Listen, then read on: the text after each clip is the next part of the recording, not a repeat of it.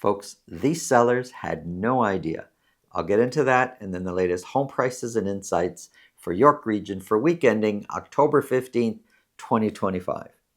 If you want to speak with me about your real estate situation, selling, buying, it's really simple. Below this video in the description, there's a link to my calendar. Click on that, book a time that's convenient for you, and we'll talk about whatever's on your mind. We're working with a buyer, we're looking at properties, there's one that we like, we put in an offer, our offer gets accepted. Now it's a conditional acceptance. Amongst other things, we had a home inspection condition. So we do our home inspection, and the home inspector uncovers that the roof, the attic roof, it's just a mess. Mold everywhere. Many of the roof boards he was suggesting most likely will need to be replaced.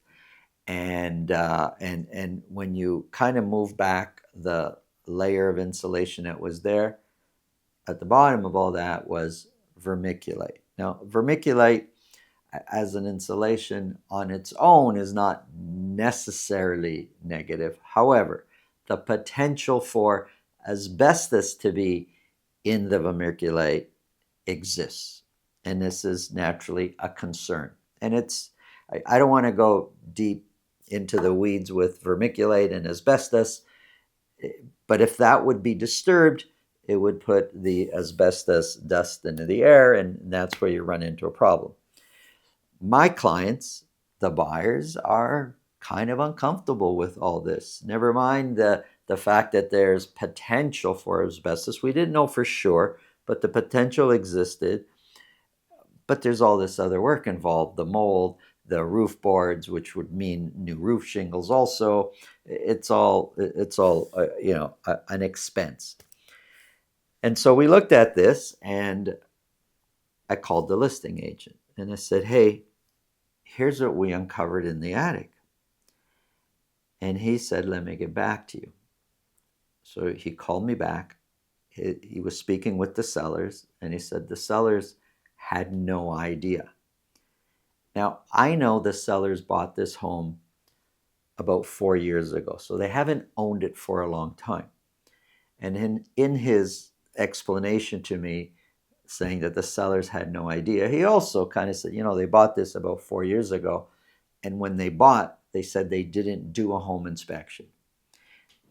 That's fine. It's very believable, especially 4 or 5 years ago, when you're talking about around that peak time.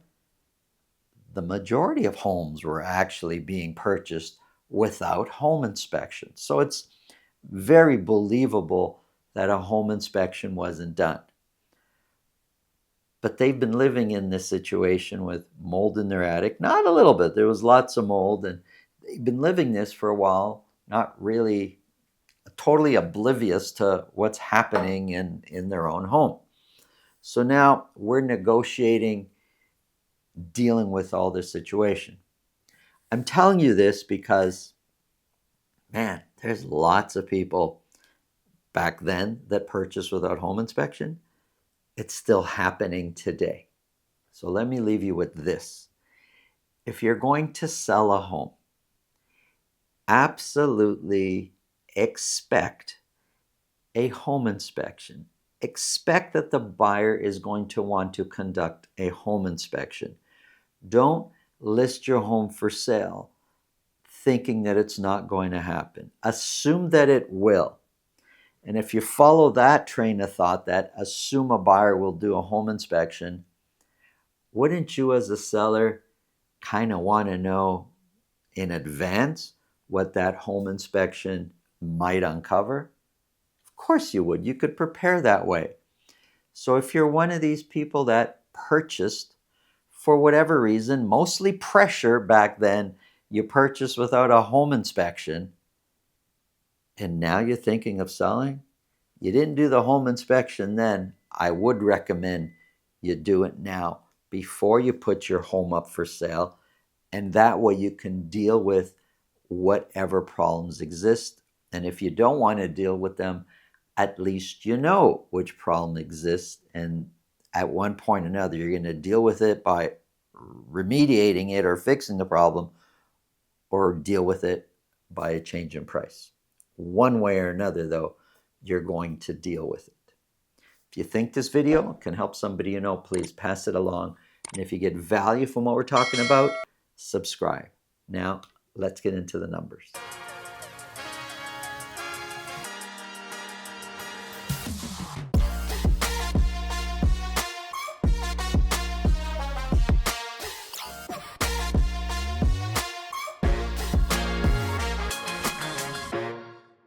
Here we go, folks. York region. We are focused on detached properties only. So data for detached properties for Vaughan, Richmond Hill, and Markham. This here chart is average sold prices for 3 months for week ending October 15th, and it compares the three areas. Vaughan, Markham pretty close, Richmond Hill way up there. We're going to start off with Vaughan for week ending October 15th. 34 detached properties were sold. The previous week, 21 were sold. So 34 is a jump up from there.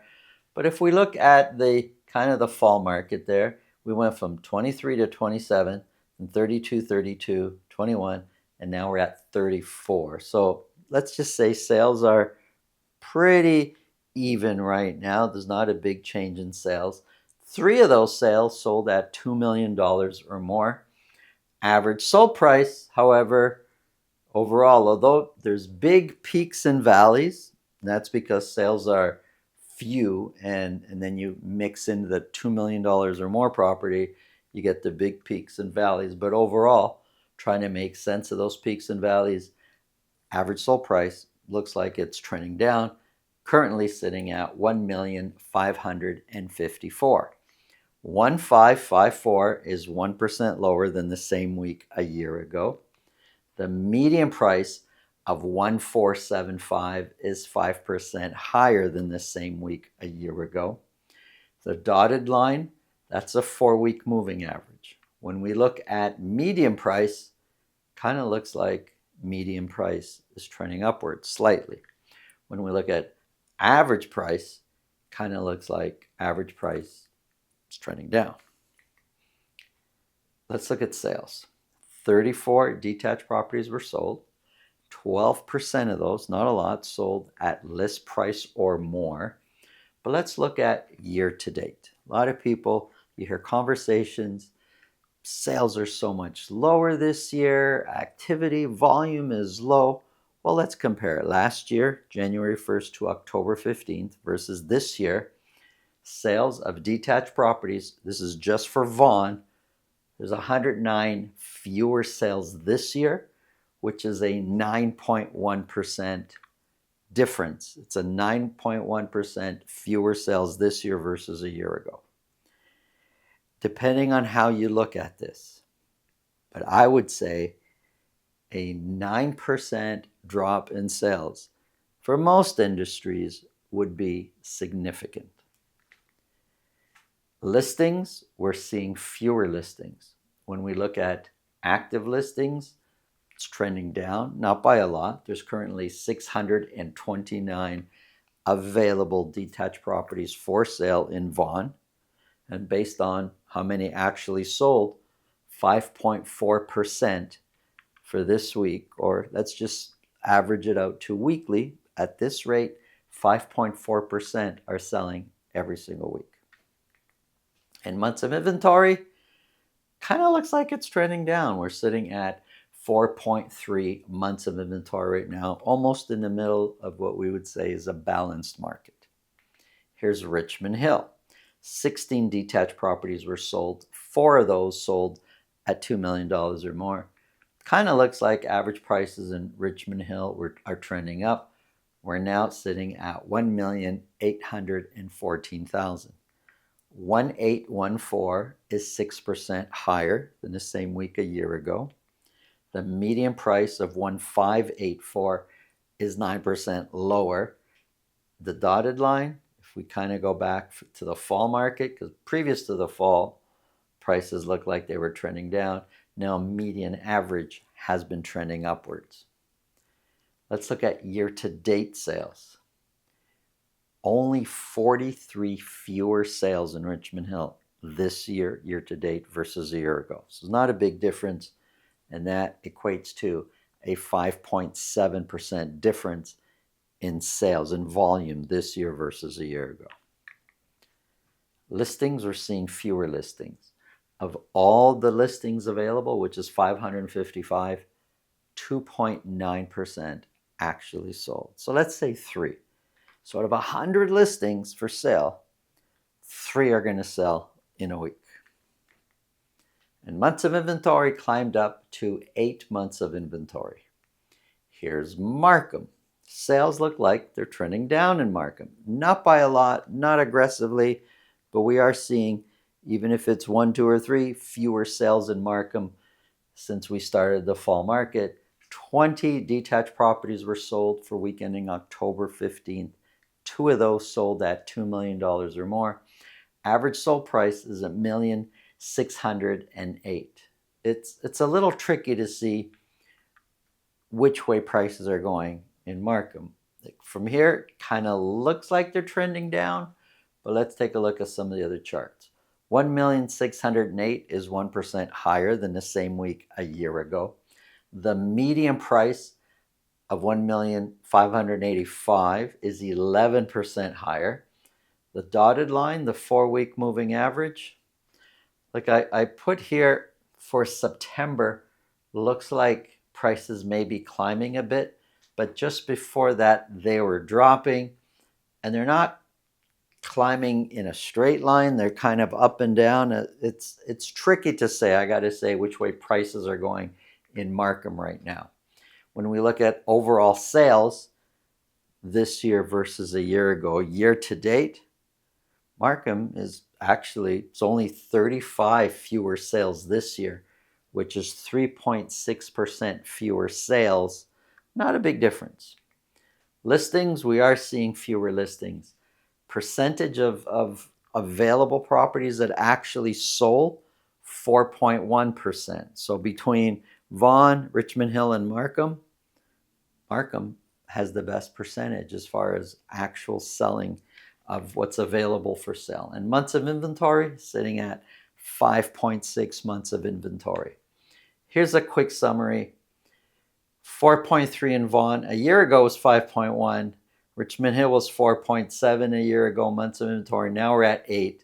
Markham 4.8, now 5.6. It's pretty much a balanced market. Richmond Hill, when you start to get to 8 months of inventory, kind of, look, I want to say it's a buyer's market and everything points to it, except where prices are going. In a buyer's market, prices tend to trend down, not trend up. And it's just kind of, when the sales are so few, it kind of throws the numbers off a bit. But pretty much lots of choices wherever you go, balanced or buyers, depending on what you're looking at. Thanks for watching. Have an awesome day.